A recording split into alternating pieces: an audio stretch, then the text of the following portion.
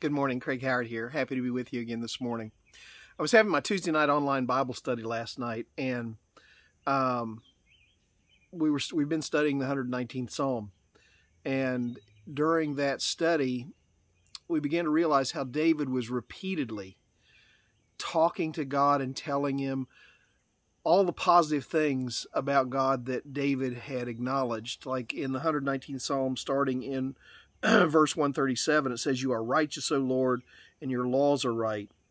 The statutes you have laid down are righteous." 4 times in these 8 verses, he talks about the righteousness of God. In this passage, he talks about the trustworthiness of God. And you have to understand that David wasn't writing this for you and I. He wasn't writing this so that he could tell us how righteous he thought God was. He was writing this so that he could tell God how righteous he was. He was telling God, I admire your righteousness. I admire your law. I don't know what that was. I admire your law. I admire your statutes. I know you're trustworthy. I know you're faithful. All through this, he makes this, and he makes a statement in here. He said, "I learned long ago from your statutes that you established them to last forever." So he said, I know this is something that I can trust in and that I can rely on. But he said, where's it at? Yes, Peanut. Peanut's trying to help.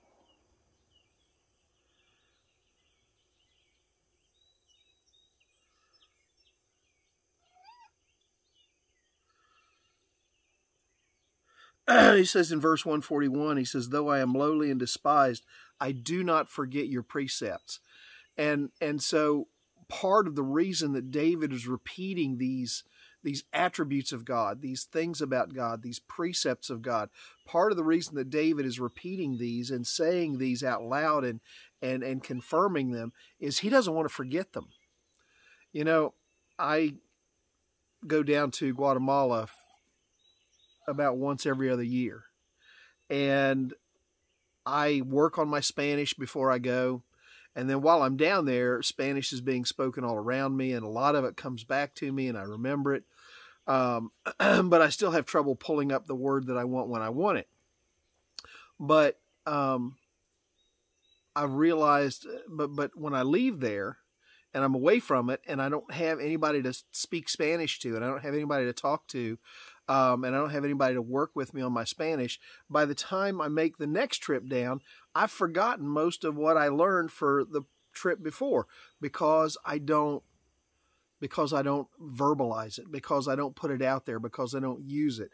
And I think the same thing is true in our understanding of God. When we don't take the time to put it out there, when we don't take the time to verbalize what we see as the incredible attributes of God and who he is and what he is and the difference that he's made in our lives, when we don't take the time to verbally affirm that or write it down in a journal or in some way acknowledge it on a regular basis, when we don't take the time to do that, over time, even though we know it, it just kind of slips away from our daily consciousness. We're not aware of it on a daily basis because we're not taking the time to acknowledge it like we should. So my challenge to you today is to do what David has done. Think about who God is and what God is and the difference that he's made in your life. And as you pray to him, do what David did.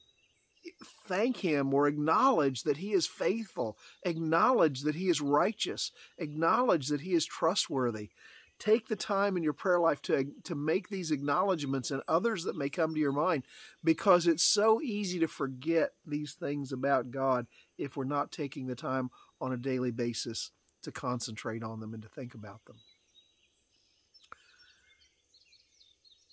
Give it some thought. If you want to remember how great a God you serve, put it out there. Let God hear it. Let your mind absorb it and be blessed. You have a great day today. Mom and Dad, if you're watching, I love you. Talk to you later.